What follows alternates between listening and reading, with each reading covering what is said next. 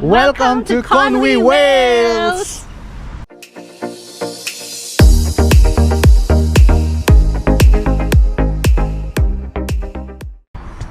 Good morning guys! So panibagong araw, panibagong vlog, and for today, mangingibang bansa tayo. That's right, you heard it right.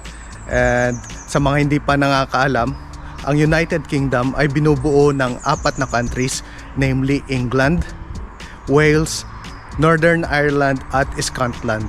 So currently nandito tayo ngayon sa England and pupunta tayo today sa Wales. So tara, samahan nyo kami. Ayun, so ayun na nga, andito tayo ngayon sa Warrington and pupunta tayo ngayon sa Conwy, Wales. Around 1.5 hour lang ang travel, so tara na para makaumpisa na. For sure, yeah, for sure mag-enjoy kayo. So tara. Dadalhin namin kayo doon. Hindi na makapag-antay yung bata.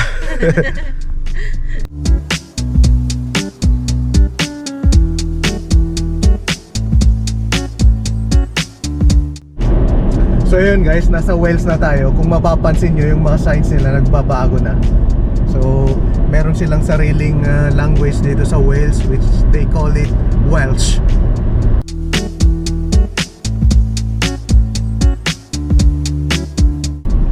We're here. Andito na tayo sa Conwy, and ang first stop natin ay dito sa Castle and then yung Conwy Town Wall.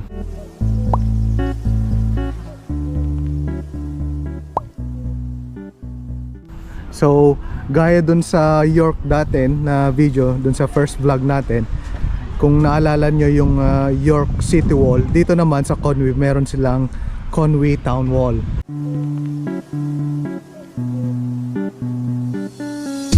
Hello guys, so ganito yung itsura kapag nasa taas ka ng town wall.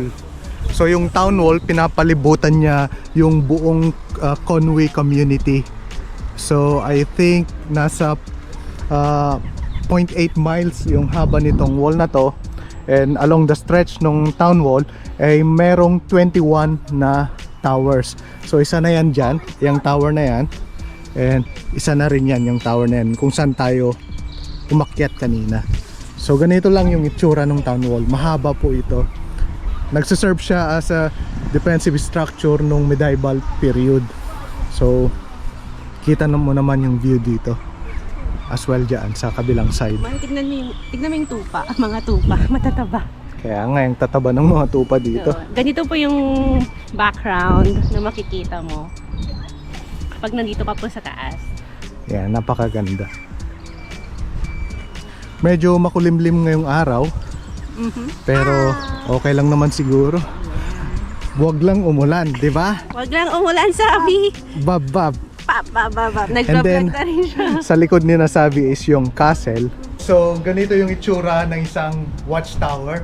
So gaya ng sabi namin kanina, sa buong stretch ng town wall ay merong 21 na watchtower. So I think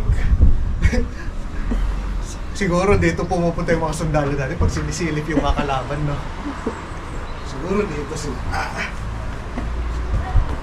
Ayan. Hindi ko alam kung tama ba yun, pero ayan. And then, kung mapapansin nyo, kahoy pati yung mga flooring dito. Hindi ko alam kung ito pa rin yung original o pinalitan na yan dahil nga napakatagal na yun. 800 years, kumbaga, napakatagal na.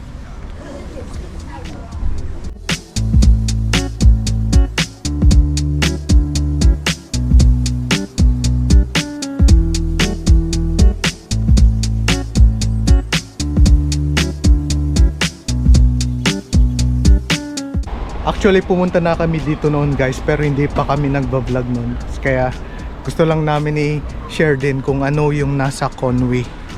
And ito yung first town na napuntahan namin dito sa Wales.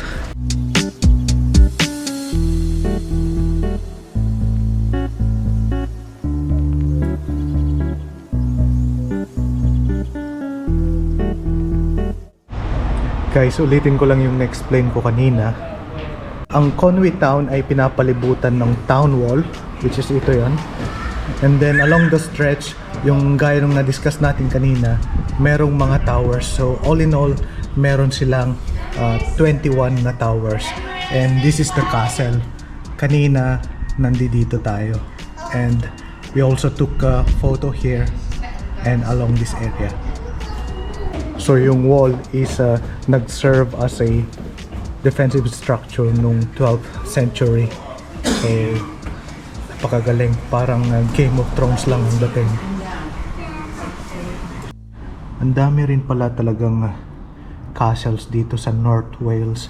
So isa lang to sa mga napuntahan natin, itong Conwy Castle. So napakarami pa.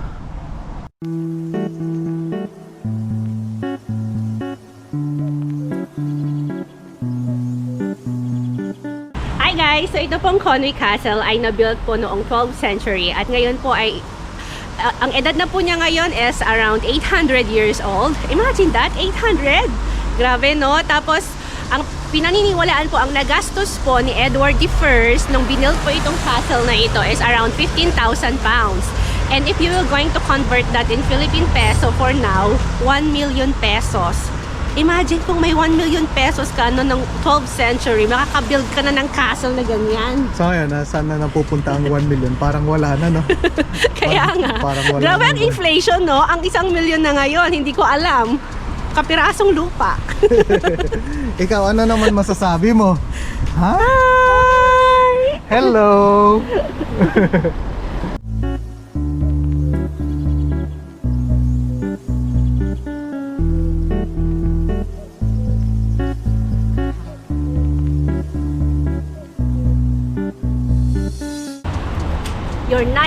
Your knight in shining armor.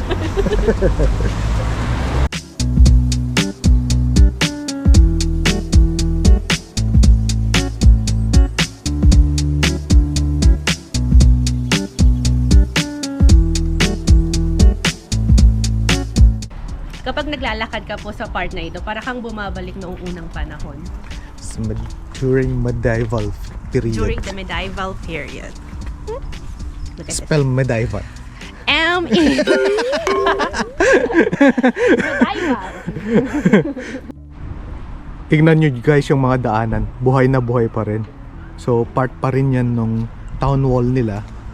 And yeah, napakaganda ng area.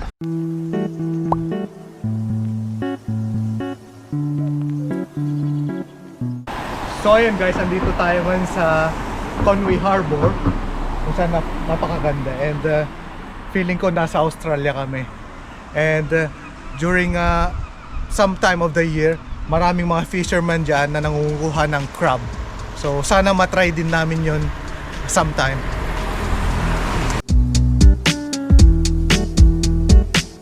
Dadalhin kita sa aking palasyo. Halalalala, ay manibago. Hindi alam ang lyrics.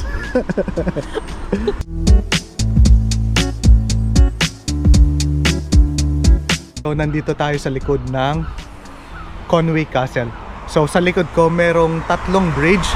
Yung pinakalikod is yung railway bridge. Yung pangalawa is yung suspension bridge, which was built as well nung time ng 12th century.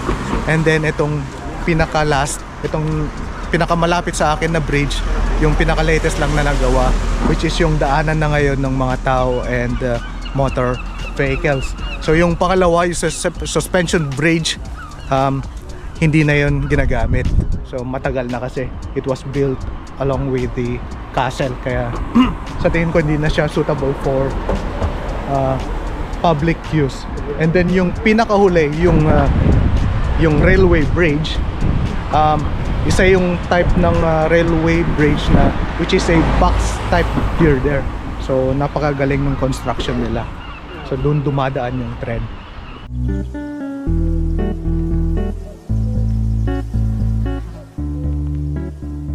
Guys, nakikita nyo ba yung butas ng castle? Yung bintana. Na-imagine ko si Rapunzel, sabi niya, Rapunzel! Ay, hindi pala si Rapunzel nagsabi nun, yung prince pala. Sabi niya, Rapunzel, Rapunzel, put down your hair. Alright guys, merienda time. Nagutom siya. Nagutom yung bulinggit. Napanood mo na yung Game of Thrones, no? Napanood mo na yung Game of Thrones. Actually, hindi. Actually, sinimulan ko lang pero hindi ko pa natapos. So, sa Game of Thrones, ang dami mong makikita ng mga castle na yan. Ah. So, parang nare-remind sa akin yung mga town wall na yan. Yung mga castles na nakikita natin dito. So, yeah, napakaganda. Ang galing, no? Na-preserve talaga nila ng napakatagal. Dahil din siguro walang earthquake dito, ano? Oo. Imagine, 800 years. Kaya nga, Ang toilet pala dito. yung mga daanan, nandyan pa rin, no? Ano mo? Oo. Guys, ang tawag pala nila dito sa comfort room, di ba sa atin kasi CR or comfort room, dito, toilet. Oh, naalala So nung ko na. una, nagtatanong ako, saan yung comfort room? Where's the comfort room? Nung bagong dating po ako dito. Tapos hindi nila ako maintindihan. Toilet pala guys. Toilet. Okay? Alam nyo na. Lams na. So ayan guys, dito walang lamig-lamig. Ice cream is life. Sinang mag-ice cream sa malamig na weather? Marami pa rin po talaga. Hello guys, sa likod namin is yung smallest house in Great Britain by the Guinness Book of World Record. So, ang size lang niya is 3 meters by 1.8 meters. So, kung tutusin mo, half lang nun nung standard na bedroom. So, napakaliit. At isa pa doon, ang naninirahan dito mula 16th century hanggang 19th century is isang or one of the tenants yung nanirahan dito ay 6-footer. Imagine mo yun. Napakalaking tao and then titira dito. So, ayan, napaka-ironic nung idea. Napakalikin niya tapos napakaliit yung bahay. Pero 19th century, the council decided na i-evict yung naninirahan dahil nakita nila na hindi na siya suitable for living. Kaya, ayun, ganun na yung nangyari. Tao po. Pabili po ng ice. Pabili po ng ice. Kasya ka ba dyan? Oo naman. Kasya ka ba siya?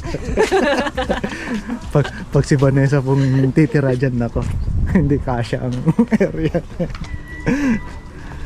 Ayun, nako.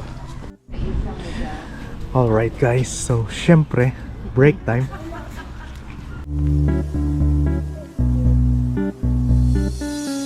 Mami, kiss mami.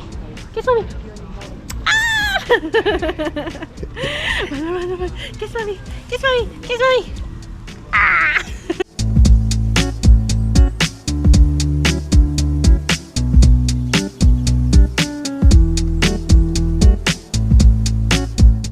So guys, papasok na po tayo ngayon sa Conway Town proper. Kung tingnan niyo po yung mga bahay, ang gaganda. 'Di ba? Kaya nga. Ang gaganda po nila. So para kang bumabalik talaga sa panahon. Medieval period. Medieval period. Ano all this spell? Basta.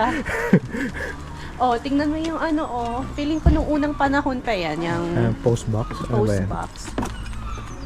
Kaya nga, no? Ang sarap naman pong tumira dito. Diba? Ang ganda. Para kang nagbabakasyon.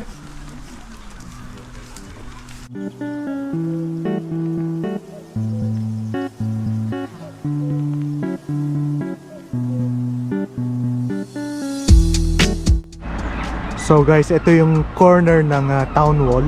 Ito yung pinaka-corner nila. And then, diretso yan hanggang doon sa shore. And then doon sa end naman doon, sa part na yun, kung saan tayo nang galing. Guys, gutom na ako. Nakita ko lang yung fish and chips na yan.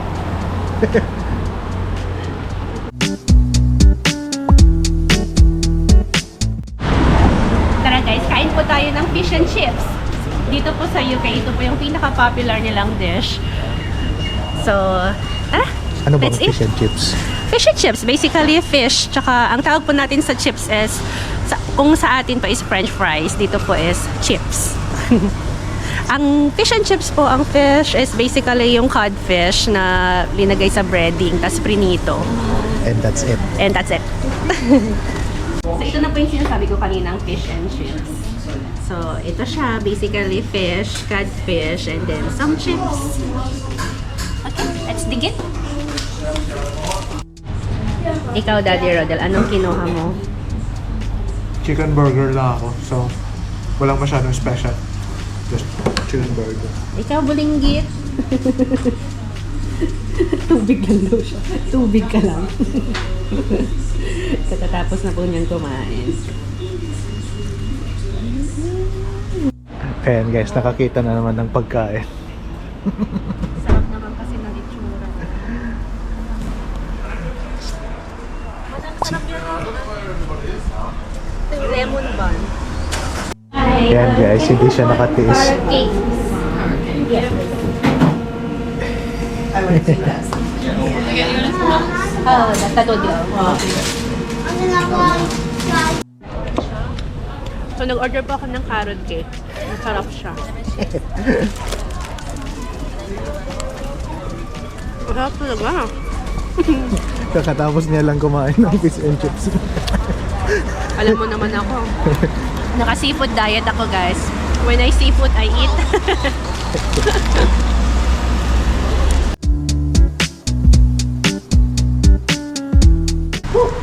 Guys, ito naman sa akin, cream donut.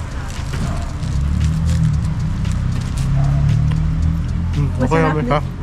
Yung sa akin, di siya matamis eh. Kaya masarap siya para sa akin. Ito hindi rin tumatamis. Gaya ng sinabi ko noon, ayoko talaga hindi ako masyadong mahilig ng matamis. Pero ito masarap. Maingi. Gusto kong i-try.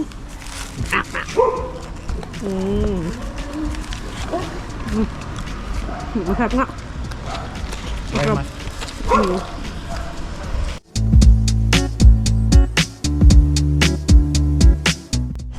Hi guys, tingnan nyo yung mga bahay dito. Built pa siya noong 18th century. Pero ngayon parang ginagamit rin nila na katulad dito, art exhibition. So, yung mga iba restaurants, yung iba ginagawa nilang paupahan. Paupahan na parang holiday inn, parang ganun. Guys, tingnan nyo. Yung mga bakod nila dito, parang yung town wall lang din. So, yung itsura niya is parang wall. Town wall. Guys, bibili na naman tayo ng ref magnet. Tara!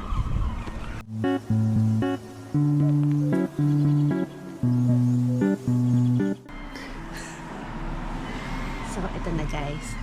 £2.99. So guys, kung makikita po ninyo, tignan po ninyo itong city wall. Yung Conwy Castle, yung continuation po niya. So, imagine nyo na lang po na pinoprotektahan niya po yung buong syudad against sa mga mananakop noon. Marami na rin po kasi daw na mga digmaan na na-survive ng city na to. Kaya kung makikita nyo, sobrang na-preserve po talaga nila. Imagine that. Grabe, ang haba. Pataas pa doon. Pataas pa siya. Paikot. Paikot ng town ng Paikot. Conwy. Tama. Amazing! Alright guys, so dyan na nga nagtatapos ang aming Conwy Wales tour. I hope nag-enjoy po kayo. Yeah, so ang area ay maliit lamang. So ang bilis mo lang libutin. Pero para sa akin, 10 out of 10 pa rin kasi napakaganda ng area. Sobrang ganda po. So, yan po guys. See you again next time. And please don't forget to follow or like our Facebook page, Engineers Family Vlog. See you again next time.